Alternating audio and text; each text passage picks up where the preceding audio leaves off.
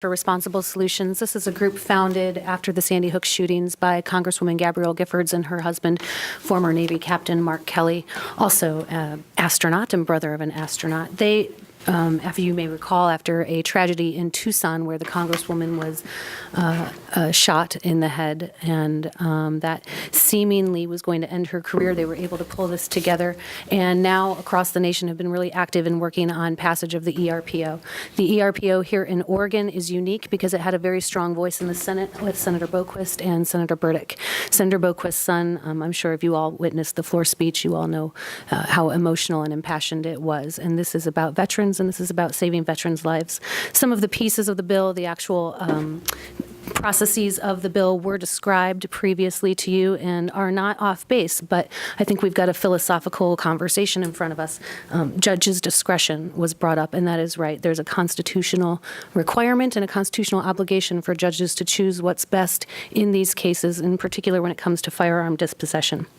We know that in the last 20 years, most mass shootings have been committed by somebody who has shown signs previously that they are either in a bad spot. It may be temporary, it may be permanent. They are not doing well. And most family members, friends, neighbors have had the opportunity to recognize that and have lacked the tools to act on it. So this ERPO will give Oregon not just an opportunity to be really leading the nation in compassion and community and public safety and in welfare and in public health. All of these things are entry points in the conversations around firearms, but it will also allow us to be able to care for those who are in our families, in our households that we're worried about, and therefore then have a further stretch into the community for safety.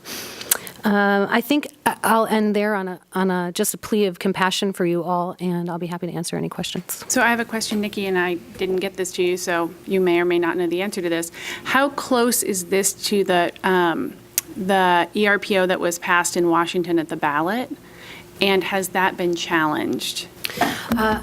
Madam Chair, members of the committee, you're right. I do not know the answer about the challenge.